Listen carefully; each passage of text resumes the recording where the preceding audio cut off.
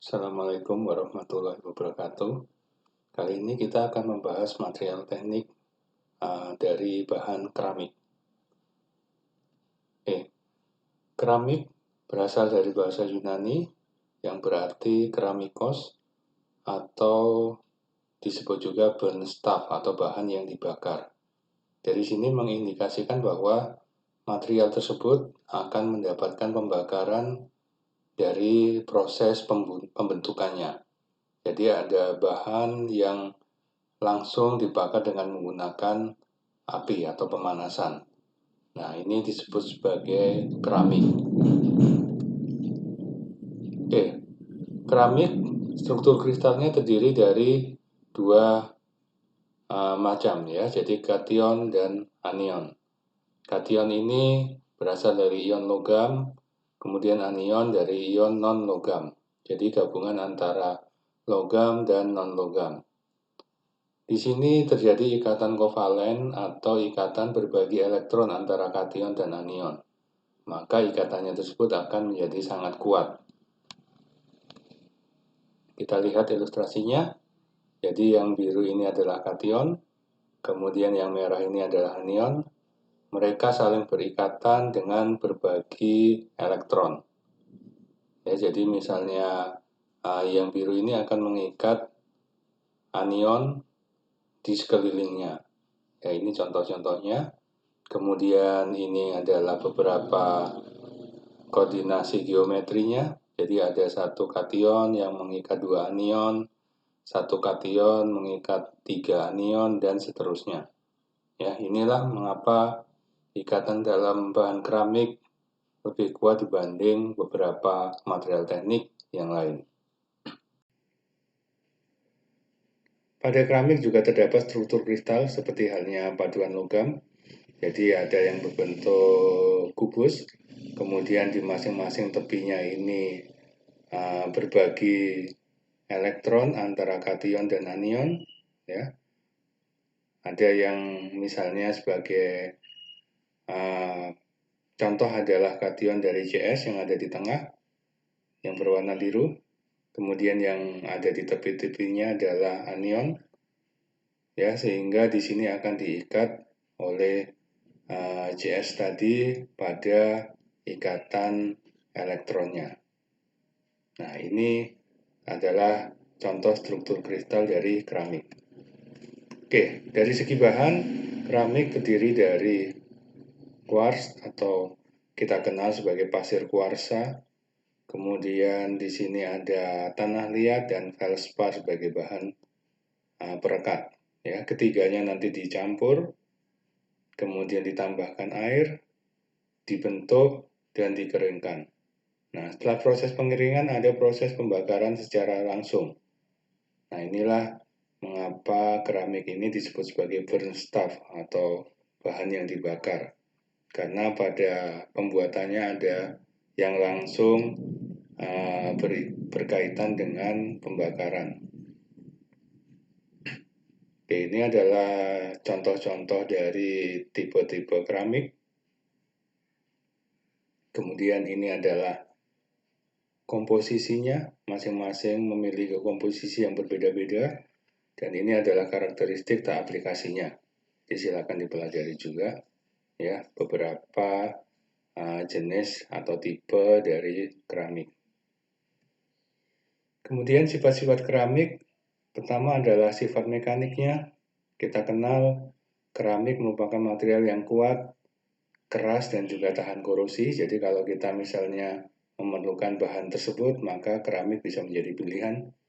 Dengan titik lelah yang tinggi, maka biasanya digunakan untuk tungku-tungku pembakaran, misalnya pada proses annealing pada paduan logam.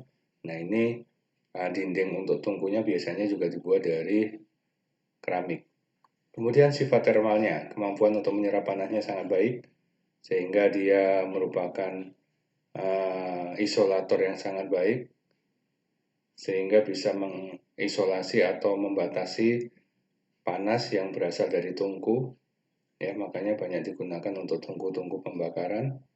Demikian juga dengan sifat elektriknya, tidak mengalirkan listrik atau sangat baik dalam isolasi listrik. Nah, ini banyak digunakan untuk alat-alat listrik. Kemudian sifat optiknya, baik transparan, translucent, maupun opak. Jadi bisa dipilih nantinya apakah dia bisa mentransmisikan atau meneruskan cahaya, apakah dia meneruskan sebagian cahaya, atau dia menyerap cahaya atau tidak tembus cahaya. Nah, ini sifat-sifat keramik yang bisa dipertimbangkan dalam pemilihan material teknik. Ini klasifikasi berdasarkan aplikasi keramik. Jadi kita lihat ada glass, ada clay product, ada refractory, abrasif, semen, karbon, dan advanced keramik. Kita bahas satu persatu. Glass, ya, ini banyak kita kenal dalam kehidupan sehari-hari, ya. Glass berarti ini misalnya adalah kaca, ya, penggunaan kaca sangat banyak digunakan. Kemudian gelas misalnya, kemudian alat-alat rumah tangga yang lain. Nah, ini adalah klasifikasi keramik berdasarkan dari aplikasinya. Kemudian dari segi materialnya juga ada beberapa material yang digunakan. Gelas keramik banyak digunakan juga karena seperti tadi sifat-sifat keramik, kekuatan mekaniknya yang tinggi, kemudian tidak menghantarkan panas, tahan terhadap temperatur tinggi, bisa mengisolasi energi listrik, tahan terhadap pengaruh biologis, lingkungan yang asam misalnya, sehingga banyak juga digunakan untuk alat-alat rumah tangga. Clay product, kita kenal clay product ini produk-produk tanah liat, sebagai contoh genteng tanah liat, ya, kemudian batu bata, beberapa peralatan rumah tangga juga ini dibuat dari tanah liat atau clay product.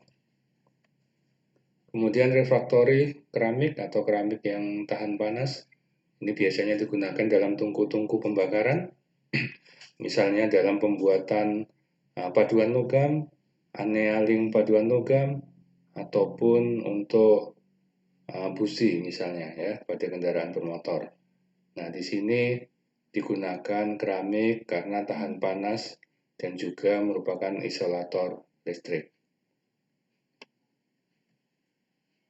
Refractory keramik sendiri ada beberapa macam, ada fire clay refractory, ini digunakan untuk tungku pembakaran, silica refractory, penggunaannya hampir sama, tetapi dia lebih tahan terhadap kondisi lingkungan yang asam.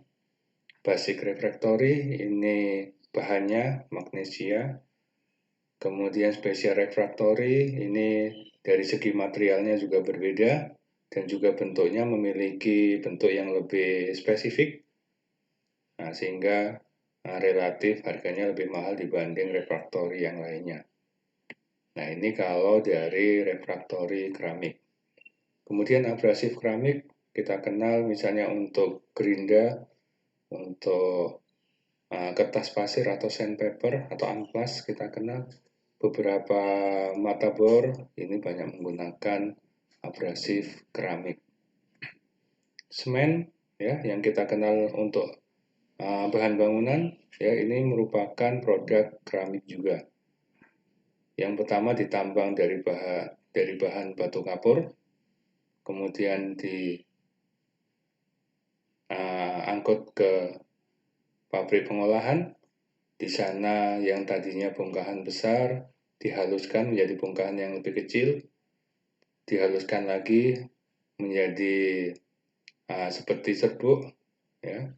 Kemudian dialirkan menuju ke tungku campuran untuk dicampur dengan tanah liat dan pasir. Setelah dicampur, maka di-grinding atau dihaluskan lagi. Kemudian mendapatkan preheating, jadi dipanaskan awal, baru kemudian masuk ke kiln. Nah, disinilah mengapa semen disebut sebagai keramik. Karena pada kiln ini ada proses calcination. Calcination ini artinya serbuk dari bahan semen tadi diputar sekaligus dibakar, ya, sehingga menjadi lebih merata campurannya. Nah, inilah mengapa semen disebut bahan keramik. Kemudian setelah melalui proses calcination, dialirkan menuju ke pendingin. Setelah sampai ke pendingin, dialirkan lagi, ini kemudian dihaluskan, ya, kemudian masuk ke tungku penyimpanan. Nah, dari tungku penyimpanan ini masuk ke bagian pengepakan seperti yang kita kenal sebagai semen untuk bahan bangunan. Nah, ini untuk kategori semen. Karbon kita kenal untuk mata bor, baik untuk fabrikasi maupun untuk tambang minyak misalnya, ini juga menggunakan bahan keramik. Karbon juga dari jenis grafit, ini juga digunakan misalnya untuk kampas rem, kemudian untuk karbon elektrod pada batu baterai, ya, ini menggunakan grafit. Nah, inilah beberapa klasifikasi dari aplikasi keramik. Oke, dari proses pembuatan, ini kita kenal beberapa proses. Jadi misalnya kita kenal ada pressing, blowing, drawing, sheet, dan fiber forming. Oke, kita bahas satu persatu. Pressing. Di sini material yang berupa pasir kuarsa mengalami pengayaan material, artinya diayak, dicari material yang lebih halus, kemudian masuk ke V-blender untuk dicampur bahan lain. Seperti tadi ada tanah liat, ada feldspar, dicampur menjadi satu. Kemudian selanjutnya dipanaskan dalam tungku platinum. Setelah dipanaskan, maka akan keluar serbuk yang sudah berupa campuran, yang nanti diayak lagi untuk mendapatkan serbuk yang lebih halus, baru kemudian dicetak, dimasukkan ke tungku besar untuk dicairkan, dan masuk ke cetakan memanjang. Di sini kemudian cetakan memanjang tadi dipotong satu persatu menjadi yang disebut sebagai strip glass. Nah, ini contohnya kalau sudah jadi strip glass atau gub, ini adalah bahan setengah jadi untuk proses berikutnya. Oke, kemudian proses selanjutnya, kalau misalnya kita akan mencetak satu produk, maka disiapkan cetakannya, diisi dengan gub di atasnya, kemudian dipanaskan sampai gub tersebut mencair. Setelah itu baru proses pressing pada cetakan, ya, dipres sampai kemudian pressing glass terbentuk. Pressing glass tadi dianealing, dipanaskan ulang untuk menghilangkan regangan. Setelah itu baru di finishing dan inspection. Nah, inilah produk jadinya. Sebagai contoh misalnya lensa kacamata ataupun lensa teropong. Ya. Nah, ini proses pressing. Kemudian blowing, kita kenal pada injection molding ada proses blowing untuk membentuk botol plastik misalnya. Nah, pada keramik juga ada proses blowing. Sebagai contoh untuk botol kaca, ya, kita bisa menggunakan gub yang diletakkan pada cetakan awal, kemudian dipanaskan sampai mencair, dan didorong oleh cetakan yang ada di atas, sampai membentuk bagian yang sesuai dengan cetakan yang di bawah. Ini masih bahan setengah jadi, kemudian cetakan yang bagian bawah diganti dengan cetakan akhir, baru dialirkan udara bertekanan, sehingga gub yang tadi mencair akan menempel pada cetakan akhir. Sehingga saat cetakan bagian atas dan bagian bawah dibuka, maka akan terbentuk produk jadinya. Nah, ini disebut proses drawing pada keramik. Sheet forming ini contohnya adalah kalau kita akan membuat kaca lembaran, ya, maka bahan material tadi dimasukkan ke dalam tungku pemanas, kemudian masuk ke cetakan yang lebar, sambil dialirkan, ditarik dengan roll, sehingga akan membentuk lembaran kaca. Ini masih proses awal, masuk ke tungku kedua untuk dipanaskan ulang. Setelah dipanaskan baru kemudian dibakar bagian permukaannya supaya lebih keras. Kemudian ditarik lagi sampai ke zona pendinginan. Ditarik lagi sampai pada tungku annealing, dipanaskan ulang untuk menghilangkan regangan. Setelah itu masuk ke pendinginan yang kedua. Baru kemudian masuk ke pemotongan sesuai dengan ukuran yang diinginkan. Nah, ini adalah proses pembuatan kaca lembaran. Oke, slip casting ini adalah proses di mana bahan keramik, terutama clay produk ya, dimasukkan ke cetakan. Cetakan ini disebut sebagai plaster of Paris ya. Cetakan ini bisa menyerap air, kandungan air di dalam clay atau di dalam tanah liatnya, sehingga saat cetakan tadi dibuka maka akan terbentuk produk jadinya, tinggal di finishing. Atau bisa juga misalnya untuk produk-produk yang berongga, maka tanah liat tadi akan dimasukkan ke dalam cetakan, air akan terserap kepada cetakannya, kemudian cetakan tersebut dibalik sehingga bagian tengah dari clay tadi, dari tanah liat tadi akan keluar. Dan yang tersisa adalah yang menempel pada cetakan di dalam. Sehingga saat cetakan dibuka akan terbentuk produk jadi yang berongga, misalnya vas bunga dan sebagainya. Nah, ini adalah slip casting. Proses selanjutnya adalah powder pressing. Ya, powder pressing ini, powder berarti serbuk.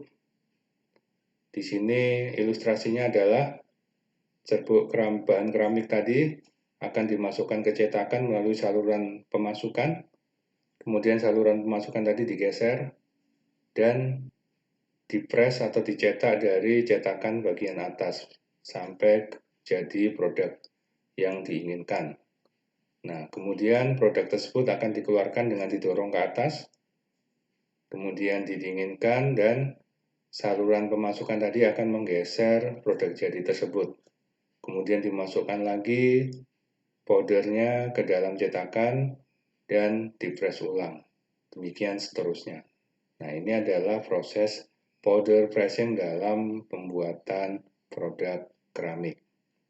Jadi ada beberapa produk keramik yang kita bahas di sini, sekaligus juga dengan tipe-tipenya dan juga bahan-bahan dari keramik.